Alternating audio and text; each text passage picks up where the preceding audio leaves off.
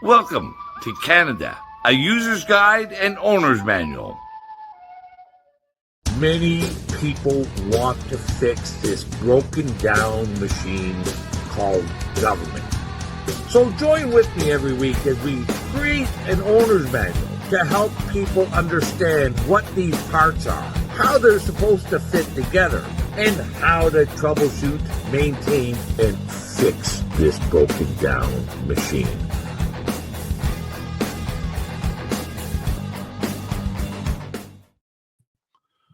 Well, welcome to another edition of Canada, a user's guide and owner's manual.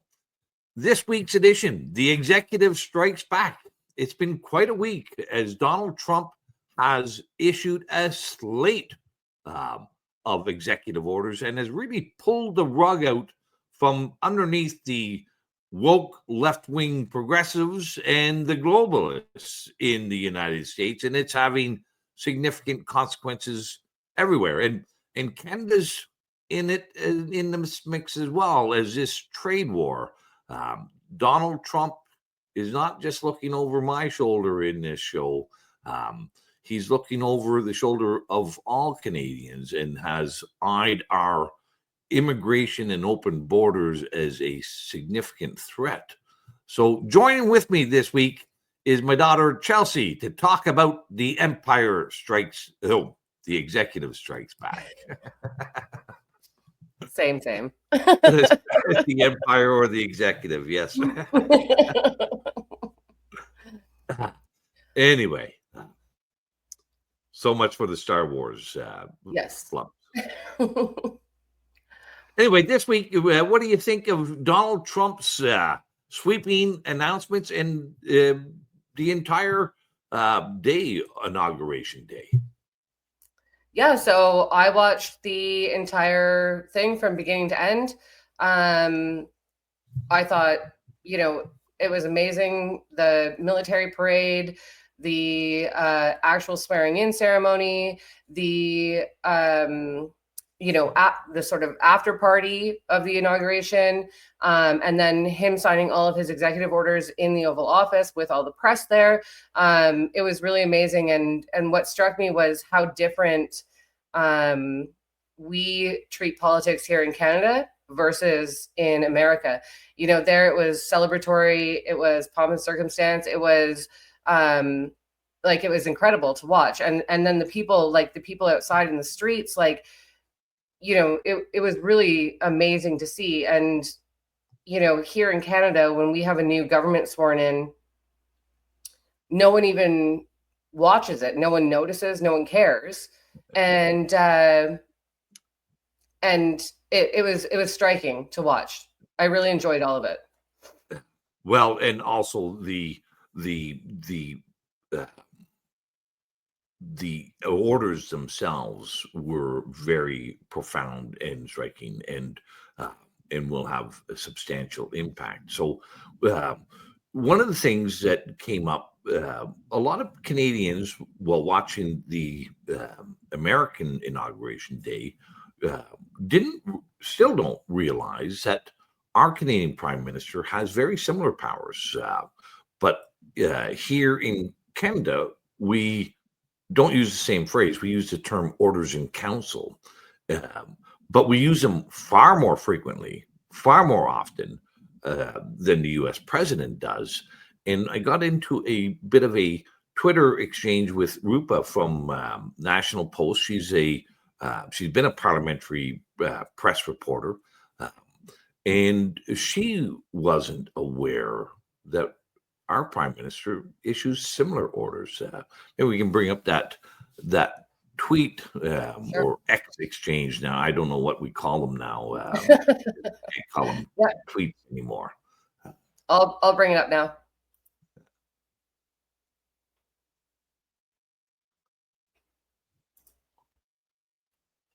Why is there a lag on that? Can you see that? I can see that. Maybe but your eyesight is a little better. You can maybe read what Rupa said about the use of executive orders.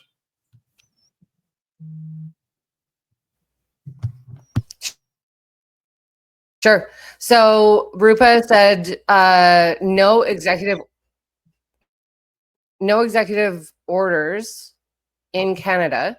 So no way a new PM, no matter how debating becoming the 51st state, ask if our system works. We have a zombie government with Governor General. Yeah. So that the last part of the post is indeed true. That we do have a zombie government. However, it was astonishing to me that she didn't realize that we have the same powers. Of course, there's not the same fanfare. There's not this celebratory fanfare that goes with it. But, every week we issue significant numbers of executive powers. And there's a danger to these things. Although we can say that we prefer, we like the orders that Trump has issued on Monday. But there is an underlying issue that people need to realize. And maybe first off say, like, to give an example, when Trudeau announced he was going to ban a further 1,500 firearms in Canada, he did that by executive order, an order in council. Now, there wasn't any cameras on him.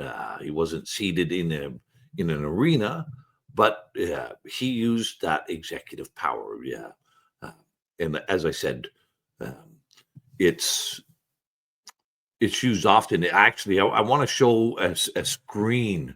I typed this into AI just to see what they said about executive orders in Canada. And maybe I'll show that right now.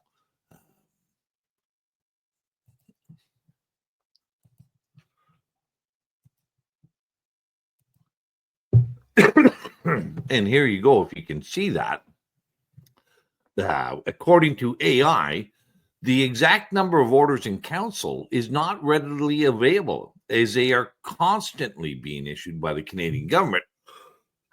But there are thousands of OICs in existence, covering a wide range of topics such as appointments, regulations, administrative decisions made by the governor and council. That's the executive branch, based on both statutory authority and royal prerogative. And that's these are means to govern us without legislative oversight. Unlike Donald Trump, we also have this executive power based on royal prerogative, where most of the U.S. president's executive authority comes from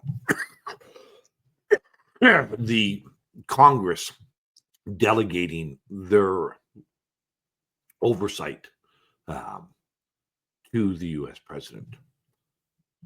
Why do you think that we are unaware of this in Canada? Like, why do you think that someone who's a parliamentary reporter for many years, who works for a national newspaper, is unaware of this power that our executive has?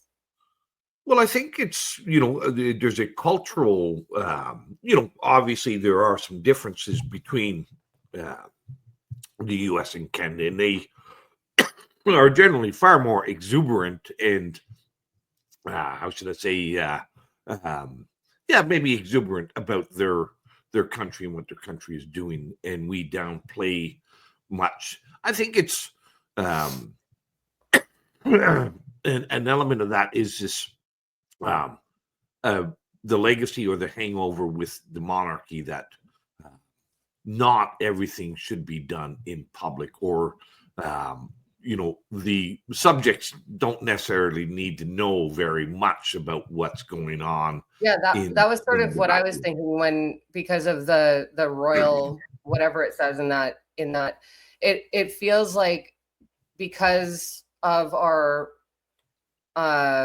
history with the monarchy, and not even history, present day relationship with the monarchy, it feels like there is an unspoken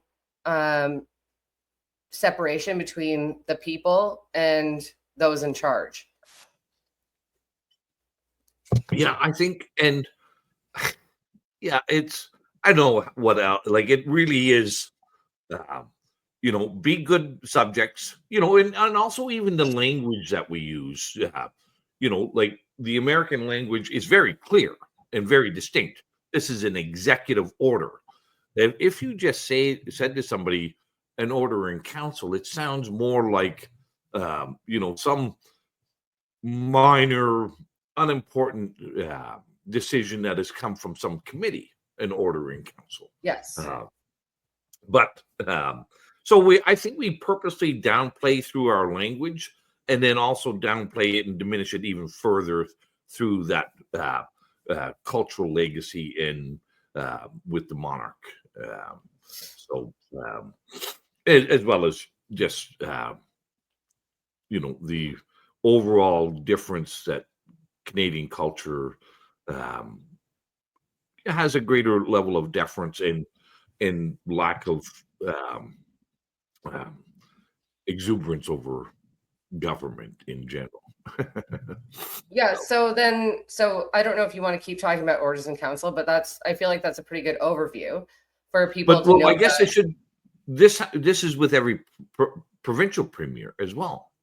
Orders in council are endless, and like I said, every week we have, obviously some weeks there'll be more and some weeks less, but as AI just said, there's thousands and many thousands, too many to for us to even keep track of. We'll probably see, after this first week of inauguration week in the United States, there will be very few executive orders issued. So I do hope. And here was another element that we should just explain the difference, or to give some clarity. Another part of that discussion centered around that we don't have a government. Our parliament is prorogued, which is totally, although it's true, our parliament is prorogued, but we still have a government. The governor in council, the executive, the cabinet, remains fully in charge, fully authorized. And if people would think of this, I'll give a couple of quick examples. Our parliaments are in recess often 5 to 6 months of the year. The summer recess, the winter recess.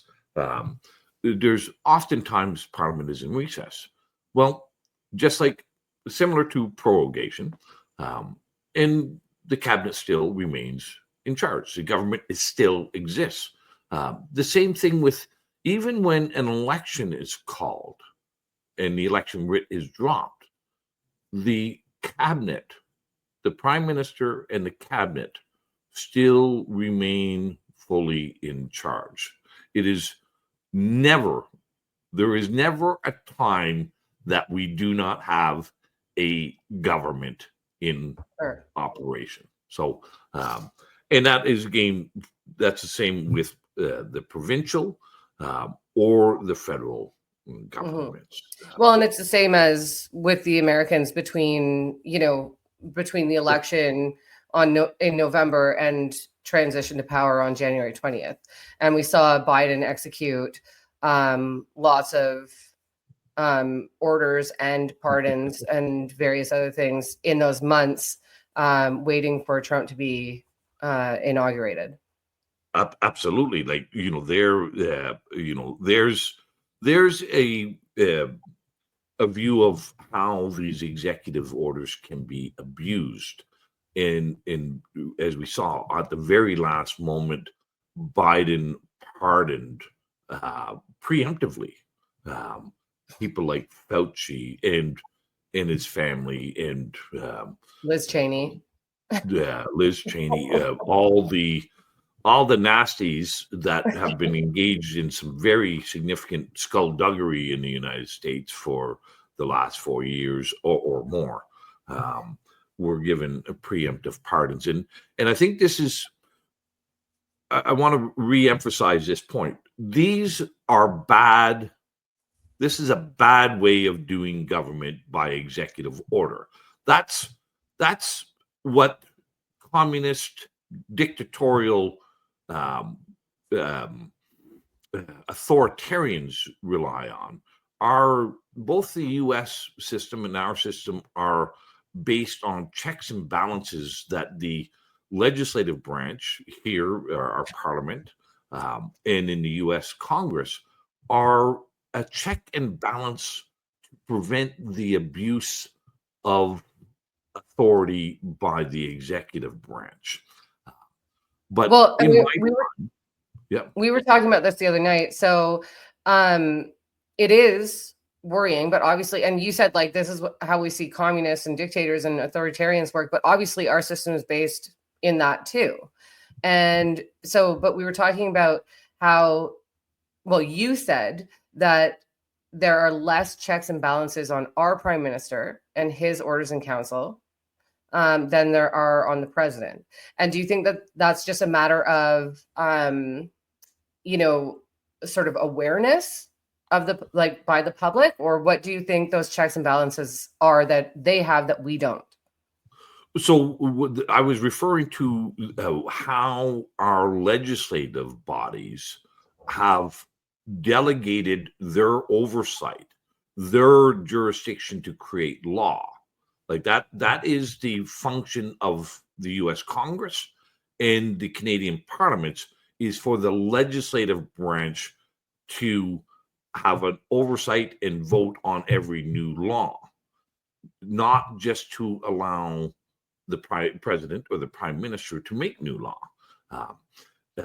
But over time, and I'll say this, in my time in the Ontario legislature, every bill that was voted on and passed removed further oversight and delegated more decision making over to the premier.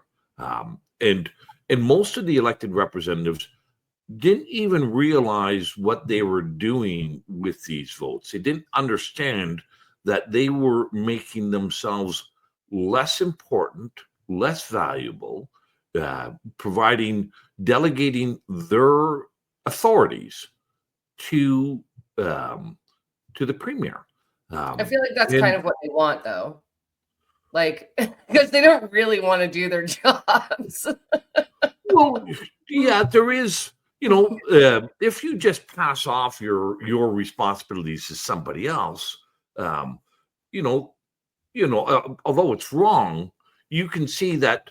Many of the legislators will say, well, I don't really want to be too informed and spend too much time with the nitty gritties of regulations and like reading legislation. Yeah. That sucks.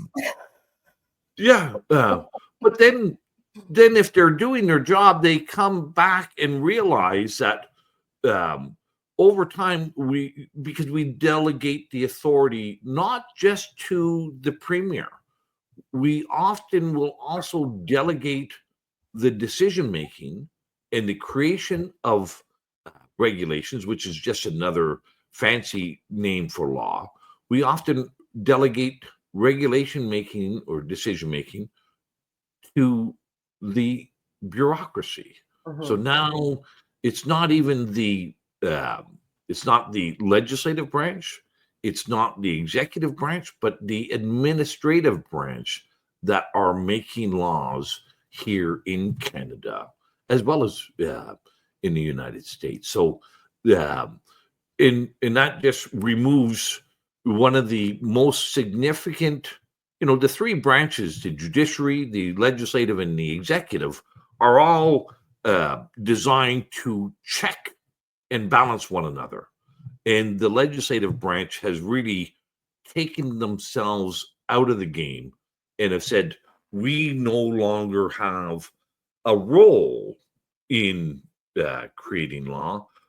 We'll just be, I guess, sort of like an innocent bystander, or we'll just give the appearance of checks and balances, but not actually do anything. Do you think that one of the ways that the United States is stronger in checks and balances is with their judiciary? Yeah. I guess that's the question. Well, because at least they still go through a confirmation process. Mhm. Yeah, unlike here where the prime minister will uh, select this, all judges. It is the federal government that selects the majority of judges in our country, and there is no confirmation process. There is no accountability process. So that makes that other check and balance on power becomes once again beholden to the executive as well. So now we see both the executive, both the legislative branch and the judiciary branch are both become beholden to the executive branch, to the prime minister, or in our provinces, the premier. So we really, and this has been, during COVID, we saw this. We saw executive orders and council issued every day by our premiers and by our prime minister. But there's we basically have zero check and balance, and then it was completely struck down when the fourth estate, the media, who are supposed to be an independent watchdog to help keep people informed of what's going on in government, were co-opted and compromised with the federal government subsidizing the reporters, subsidizing the news media, and making them beholden to the federal government. So at least in the States, they still have a fairly active, some elements of the legacy media are still being doing their job, but none of the they have a more balanced judiciary as well. Yeah. Like that's just, I think that's just the fact. And again, back to the difference between Canada and America, like I'm a well-informed Canadian. I off the top of my head, I can't name one judge on our Supreme Court, but I can name most on the American Supreme Court. And, I think that just speaks to how involved the judiciary is and how involved the public is with bringing motions before the Supreme Court in the United States and actually having, rulings so they can overturn an executive order, I imagine. But in Canada, we don't even know what our executive orders are. So how are you going to bring one before the Supreme Court? Yeah. So that is one of the big failings, like, as we talked about, the legacy of being subjects to the crown, the deference, the lack of fanfare. The difference in the United States, people are more engaged in their democracy because there is a greater importance placed on providing this as news. As we just said, with that very simple thing, Trump's inauguration, big day. Even if he wasn't doing the executive orders, it was a big day. But and then reporting on and showing all the executive orders, we never would see anything like that in Canada. There's a big thing that people are engaged when the Senate confirmation hearings on who is in cabinet is going on. We don't have that function here. When the Supreme Court justices are being confirmed by the Senate, we don't have any other mechanism like that. But I think we also need to talk about this Team Canada. Well, that's what I wanted to say. Like, how, so we want to sort of tie these two subjects in together, right?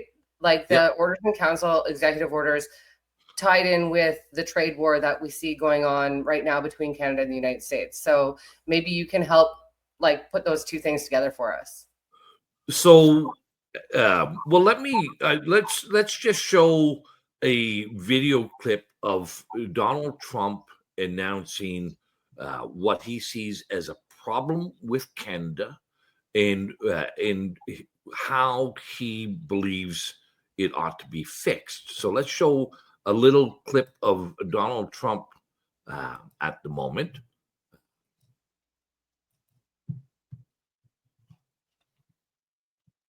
In terms of 25% on Mexico and Canada, because they're allowing vast numbers of people. Canada's a very bad abuser also. Vast numbers of people to come in and fentanyl to come in. When do you think you would enact those? I think February 1st. Are you planning on keeping notes of that? I think we'll do it February 1st. 25% on both, sir? On each. On each. Yeah. We heard and saw. So there we go. We see the President of the United States declaring on February 1st, or he thinks February 1st, he's going to unilaterally impose tariffs on Canada, even though we have a free trade agreement that is supposed to not include tariffs on most things, called the USMCA. And prior to that was NAFTA.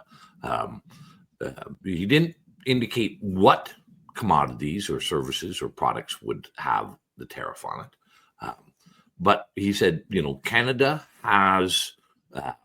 is allowing significant illegal trade through our borders, through the border to the U.S. with fentanyl, et cetera. And there's also human trafficking and various illegal activities. As well as our open immigration policies, which have allowed many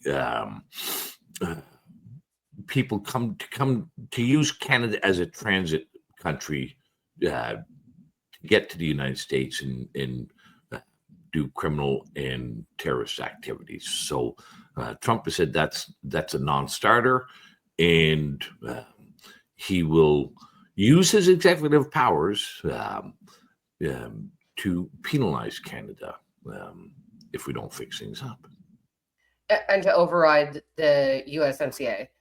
and And now our own government is threatening to use their executive powers to also override the USMCA to impose tariffs on the United States. Yeah, but in a very, very bizarre fashion. So, we all realize that the Trump's use of tariffs, and for those in the audience who don't know, he's saying, Canada exports about $500 billion of what we produce. We export it to the United States. This is cars, lumber, technical computer services, steel, wheat, corn. There's a significant amount of different commodities and products. And he will place a 25% tariff on this, which will make it less likely, because it'll be more costly for those products to be shipped to the United States, that Canadian employment would suffer significantly in those industries that have a tariff applied to them.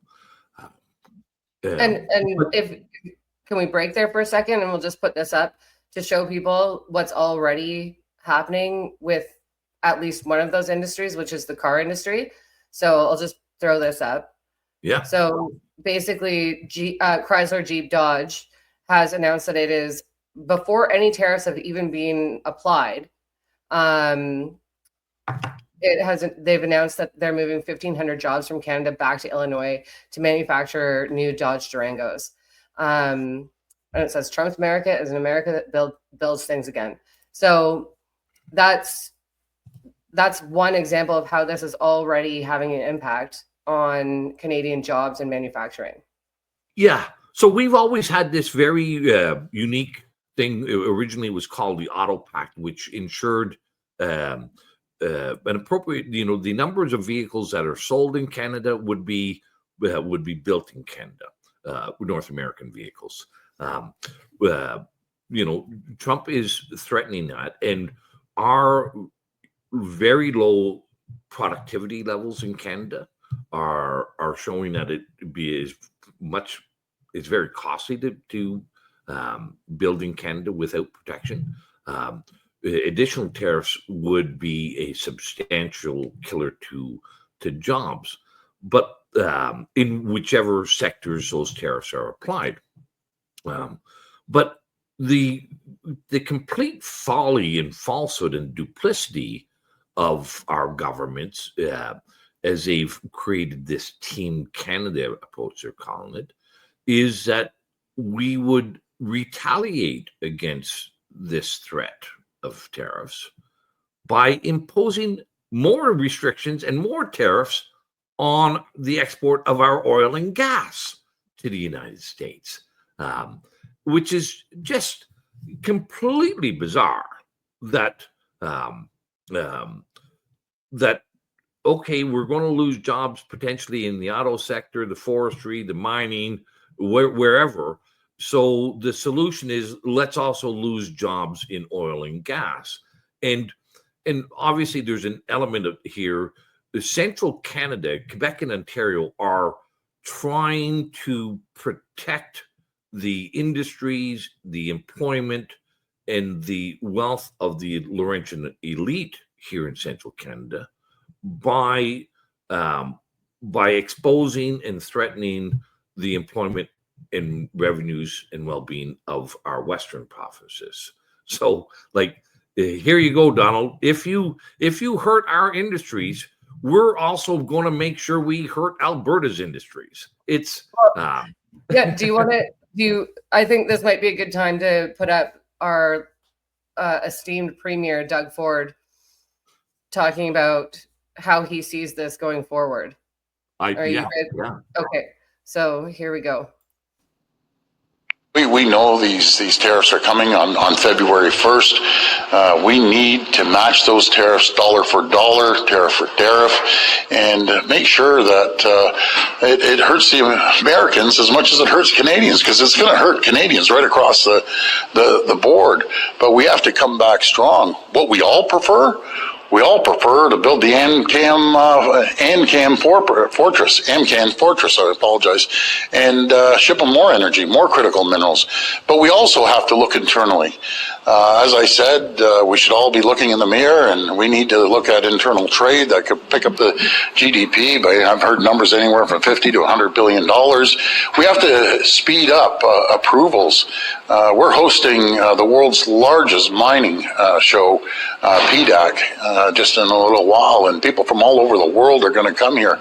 But it's unacceptable. It's taking 10 to 15 years to get things moving. It's unacceptable that the Ring of Fire, the largest find in critical minerals in the world, that is taking years to get approvals. It's unacceptable that we don't have Energy East Pipeline coming out to Ontario and out to New Brunswick, and again, the Northern Gateway going out through BC until we can ship our crude oil around the world. We have to stop being so dependent on the U.S. We saw this during the pandemic when President Trump cut us off and then N95s, and I said never again will Ontario have to rely on any country in the world. And we built a supply chain, built it up within a couple months. So this is what we need to do, and we need to move forward as quickly as possible, but we're ready for these tariffs on February 1st. So I just wanted to say something. I put that video in because I found it absolutely amazing that, what he's doing is threatening the United States, while then immediately saying that we have a terrible approval process to actually, become independent. And if we want to just skip back to our original conversation about orders in council, well, doesn't our government have the ability to speed up those approvals that are now taking 10 to 15 plus years? So there's two big things there. Is the interprovincial trade, but I'll get to that secondary. The first part is he mentioned the Ring of Fire. In 2008, when I was newly elected in the Ontario legislature, Dalton McGuinty proudly and boastfully proclaimed that the Ring of Fire was now a priority of the Ontario government.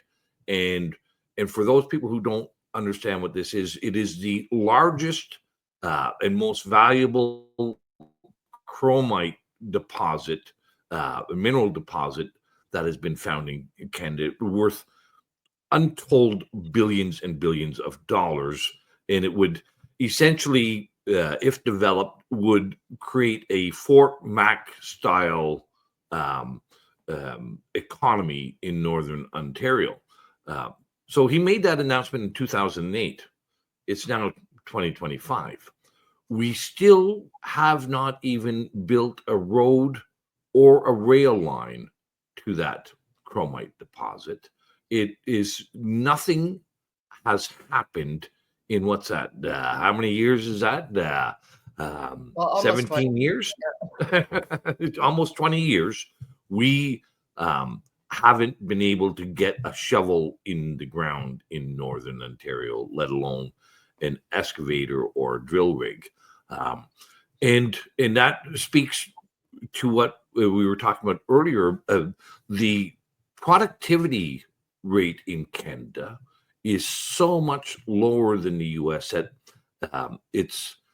and that's reflected in our declining per capita GDP and our declining standards of living. But another element that he brought up was it is easier for any manufacturer in any province to ship their finished product to the United States than it is for them to ship it between provinces. So I'll give you a couple of examples. If in Ontario, if you're a provincially licensed abattoir and you've just cut up a bunch of fine roasts in steaks, you can't sell them in Quebec or Manitoba. They can only be sold here in the province, and every province has similar regulations. It was also the case. There was a recent constitutional battle in New Brunswick where an individual was charged. An individual from New Brunswick went to Quebec and bought a bunch of beer. And they drove back into New Brunswick with this lower cost Quebec beer. They were stopped, charged, and fined by the RCMP in New Brunswick for violating interprovincial trade. So whether it's beer or beef or so many different products, we can't sell easily between province to province. So we've got, I would say, a bigger trade problem between our provinces, even though the trade with this potential trade war with the United States it will probably lose us many, many jobs. We'd have many more jobs if we had free trade between our provinces. But yeah, well, I was going to say, I mean, just to sort of tie some things together here, I remember that case of the guy from New Brunswick transporting beer, and that was I'm pretty sure that was during COVID. But crossing the border wasn't because, like, he didn't get in trouble for crossing the border. It was prior to, those mandates. But I found it really interesting that Doug Ford uses at the end of that video his one example that he can come up with where the Americans apparently tried to stop us from getting N95 masks for COVID, but he was able to override that and make sure that we were able to get as many N95 masks as we possibly could. That's the one example that he can come up with, where he can't come up with any other examples of how we've been able to actually be independent from what's going on in the United States. Yeah. Well, largely we have abdicated, just as the legislative branch has abdicated their jurisdictions to the executive branch. Many North American companies have abdicated um, their, I would say, corporate responsibility to both the United States and Canada, and have offshored so much of our production to for strictly improved profits. Like we saw that during COVID as well. We couldn't get Tylenol and aspirin because, well, the only place was producing that now wasn't here or in the United States, but in India or China. Well, look, I mean, I live in Northern Ontario. I live in the land of Inco, now Vale, Yeah. which, is the most pure nickel that exists anywhere in the world. And while they're still mining, they aren't actually, what's the word I'm looking for? Refining any of their own nickel, and they're just buying cheap nickel from China and then refining it and then selling it back overseas. Again, this is the declining productivity throughout all our industries, and that is why, how should I say that? When I was very young in the 60s, the Canadian dollar was at par or over par with the United States. The Canadian productivity rate was greater than the States. We had less regulation, less taxation, and our productivity rates were better than the United States, and that's why our dollar was worth more than theirs. Now, I believe our dollar is now 69 cents. It's been subpar for ages now. There's been some up and downs, but it's been subpar. I think my entire life. Yeah, I'm almost 40. Since the 70s, I don't believe we've ever hit over par since the 70s or since the 60s, and we've come close for a few times at par. But this, so now we're at 69 cents and dropping, which is making our imports, when we import refined fuels from the United States, we have to pay for them in 69-cent dollars. So it takes more of our dollars to buy them, and we import a lot of things, about 400 or 500 billion dollars worth of goods from the United States. So, but that is our declining productivity reflects the lower value dollar and the reduced per capita GDP, and therefore gives us the basis to understand why our standard of living is been declining for some time in Canada. But yes, which executive powers does Doug Ford have to start removing some of these barriers? Well, whatever he has, he's not using them. He can't use executive powers to remove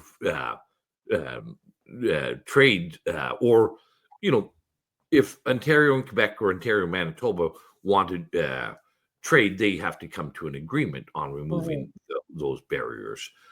But things like mining and the lengthy environmental process, and those are things that Doug Ford does have in his authority to expedite substantially, and chooses not to.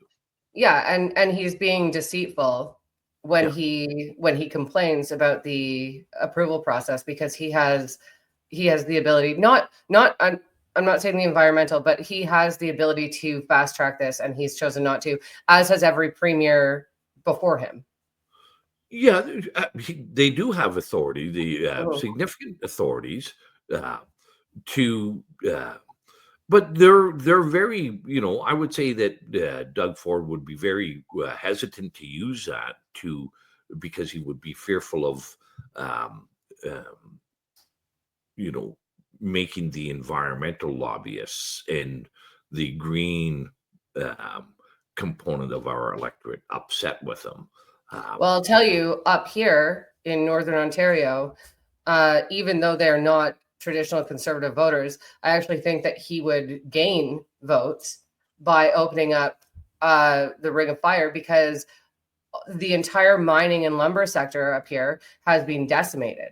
I mean, what in the 1980s, Vale or Inco employed 30,000 people in the city of Sudbury, and today they employ 2,500, and they just had 200 layoffs. Yeah, and they're on a hiring freeze and have been for a year. Something needs to be done. But so what you just pointed out a really important problem in our province, and which is also indicative of our country and most other provinces.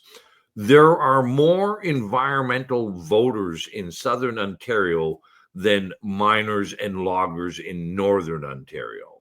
And just as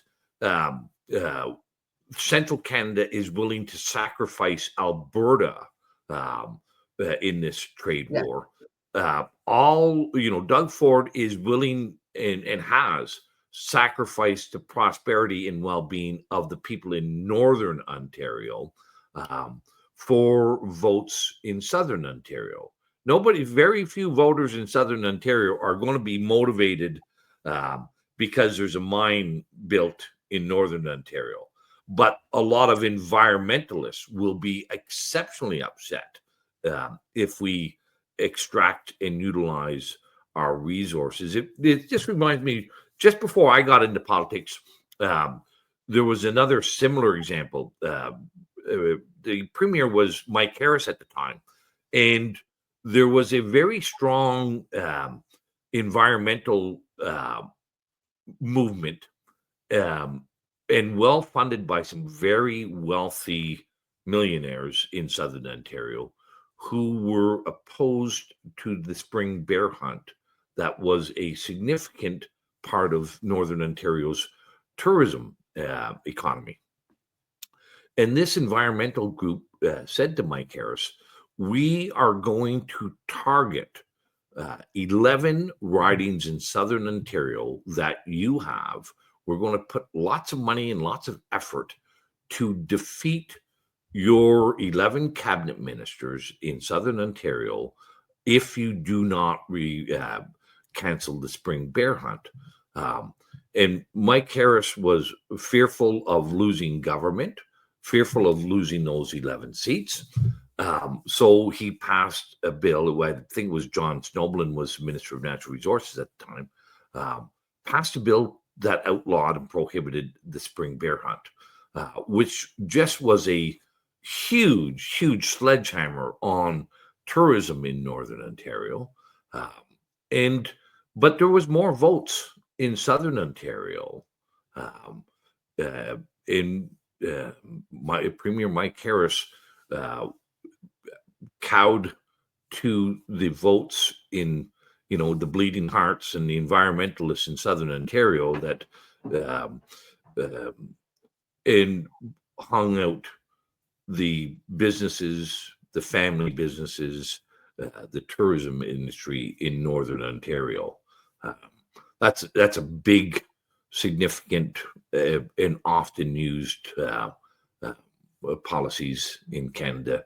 Will hurt one segment so we can stay in power. And yeah. Well, we could have an entire show about bears because I live here and I've got bears who come into my yard. I love winter here, even though it's minus 30 today, because there's no bears out. But, for 6 months of the year, my garbage can gets dragged up the hill and torn apart, and there's bears walking through my front yard and all of that stuff. But anyway, we're getting a little bit off topic. So I wanted to bring it back to trade.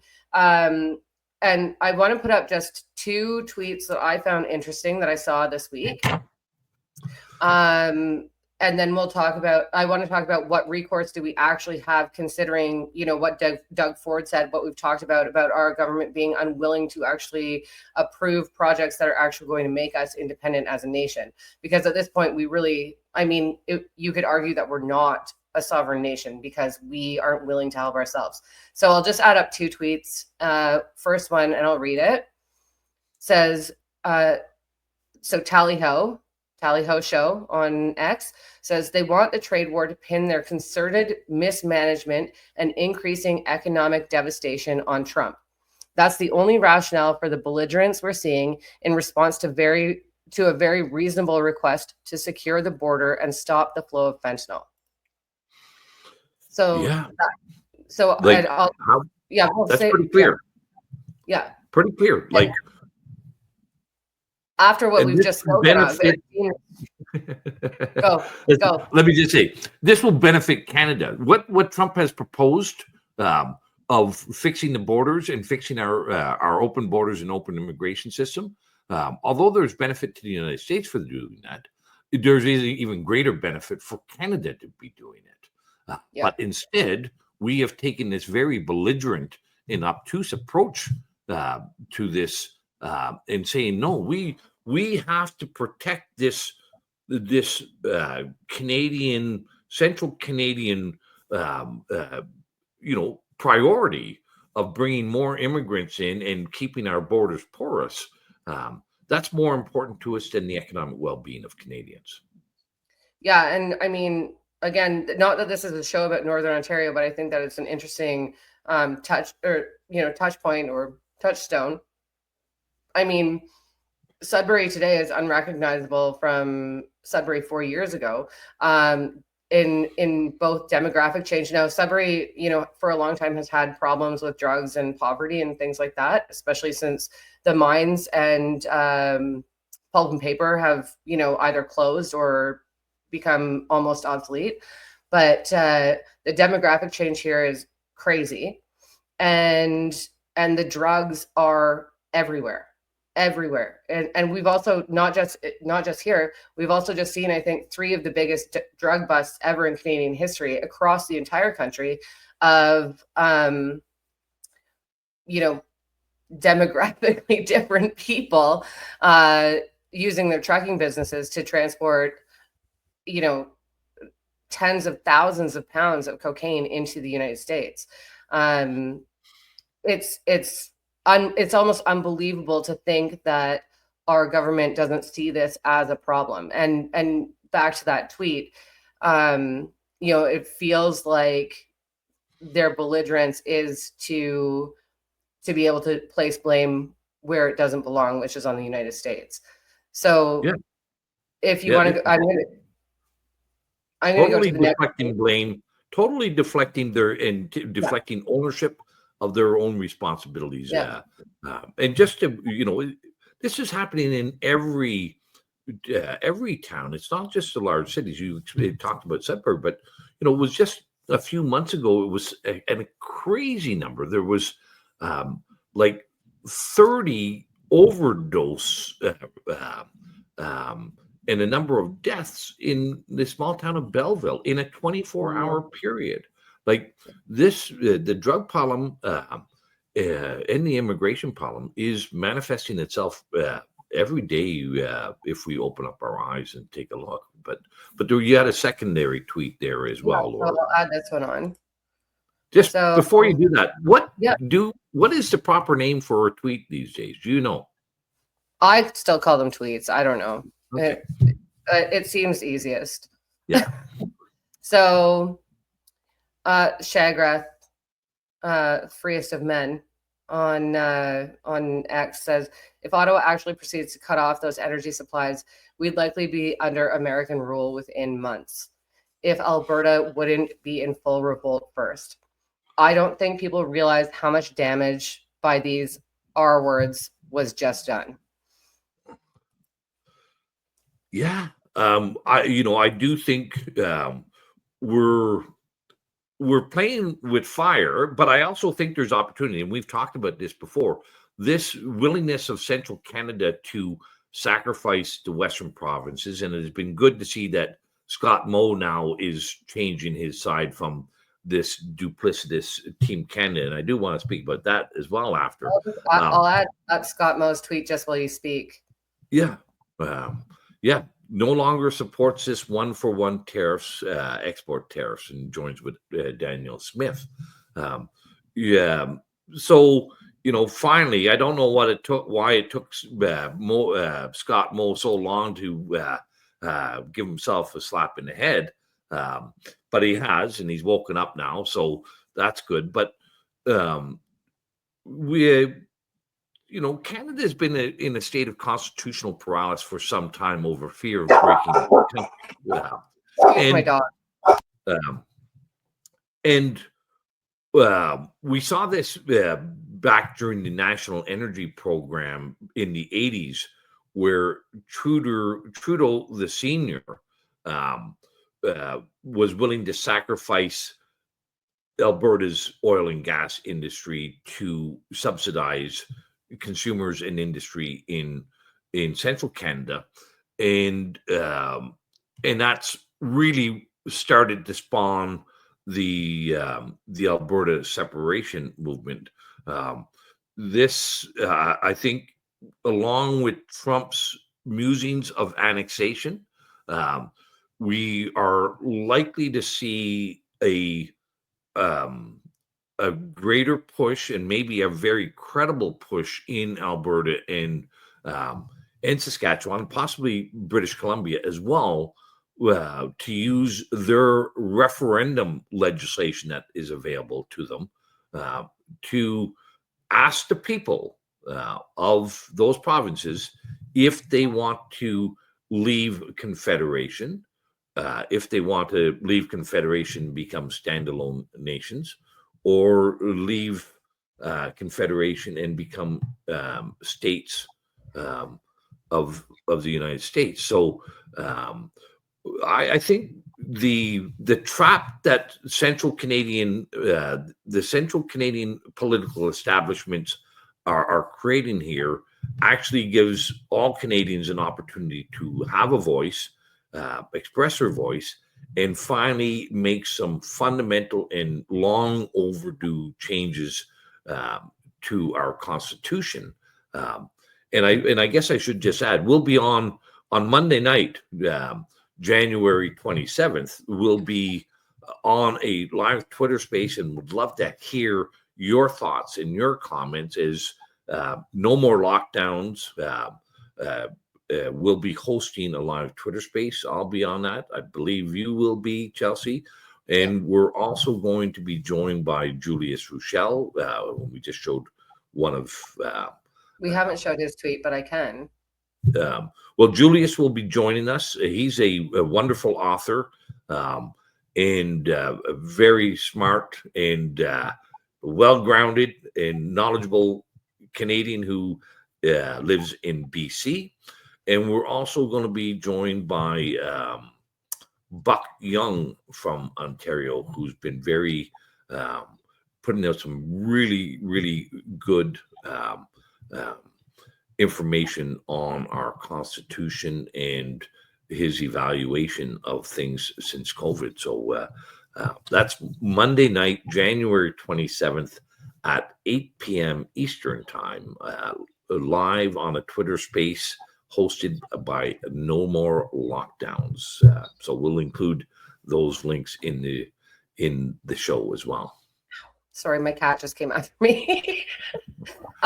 Okay, so let's round it up here. So we've got the trade war, and we've got the executive orders and the orders in council, and how those all interplay with one another. And so do you want to sort of wrap it up and just sort of give us your final thoughts about how those interplay, and how they're going to impact whether we become the 51st state? Well, you see how this has become a mug's game for efficiency. Trump is threatening us with his executive powers. Had Congress withheld their congressional oversight, their jurisdiction to create laws. Donald Trump wouldn't be able to do this. He'd have to go to Congress and ask them and go through that whole deliberation process. And it's the same here in Canada. If our parliament, if our members of parliament hadn't abdicated their jurisdiction for being a check and balance on the executive,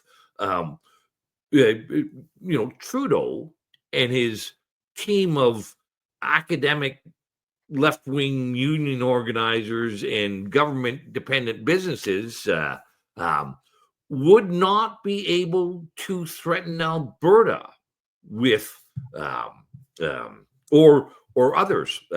So the use of executive power is a very sharp-edged, double-edged sword.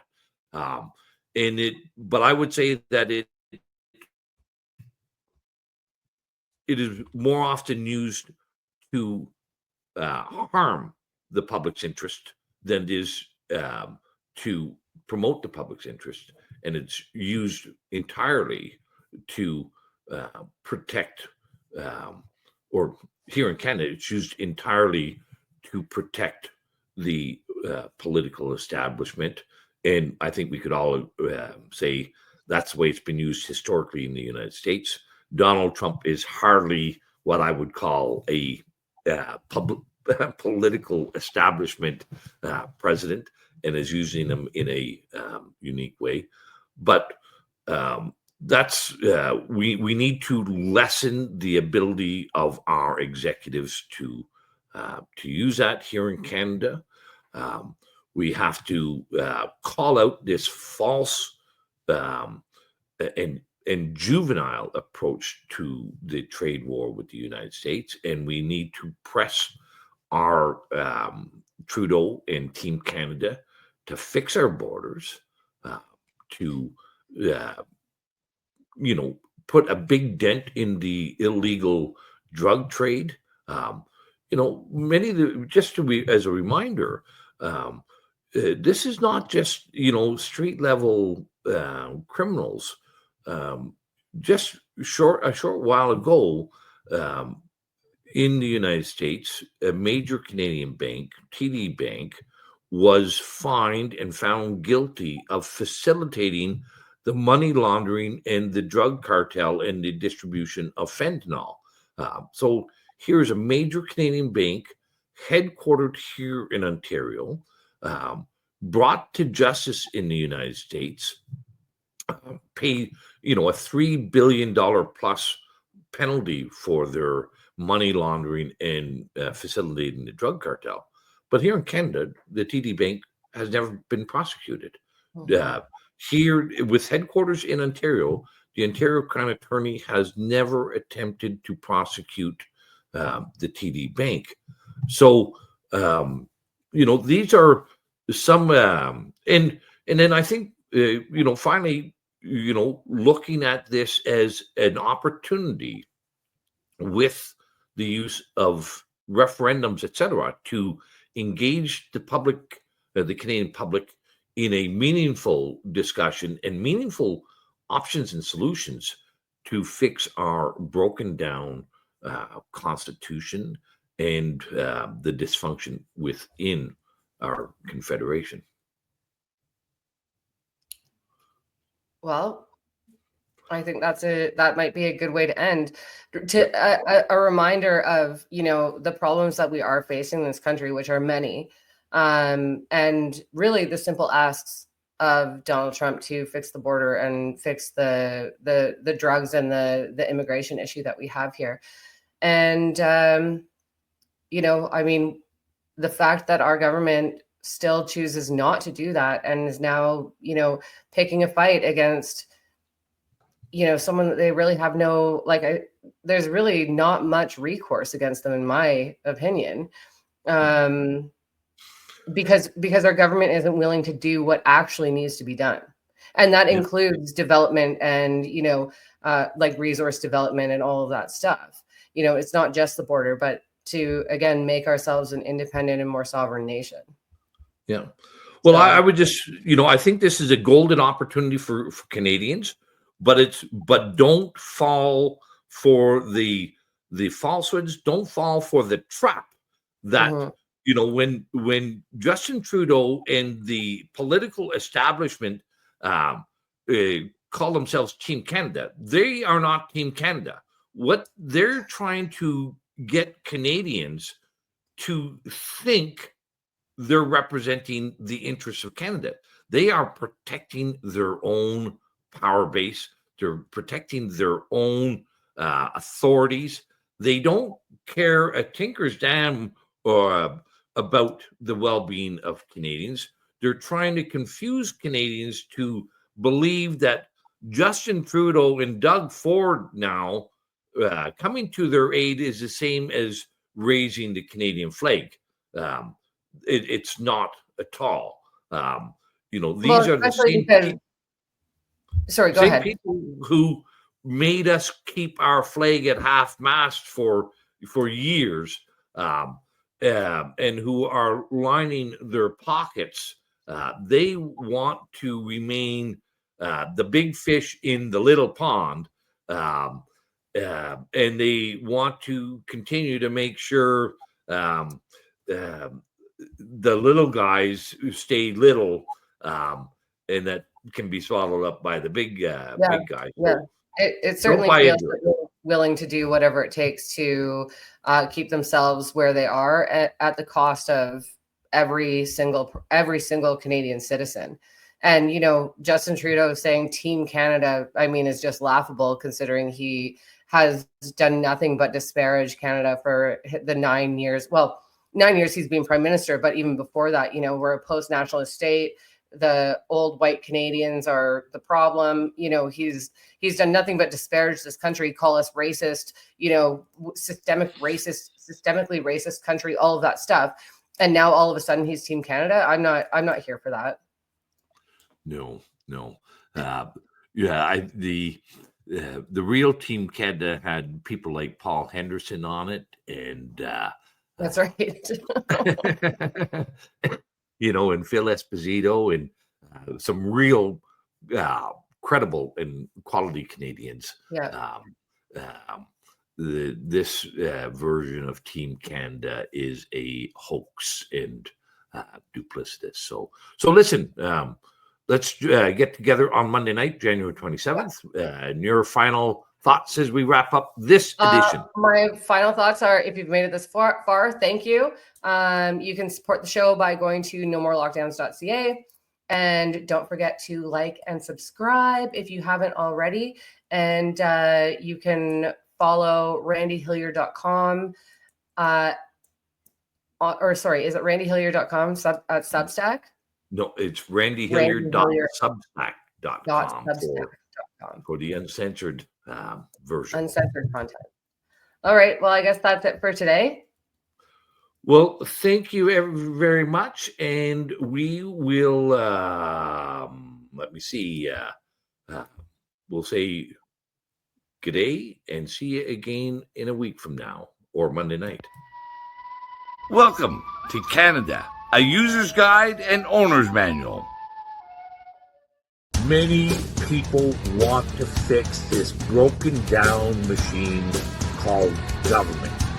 So join with me every week as we create an owner's manual to help people understand what these parts are, how they're supposed to fit together, and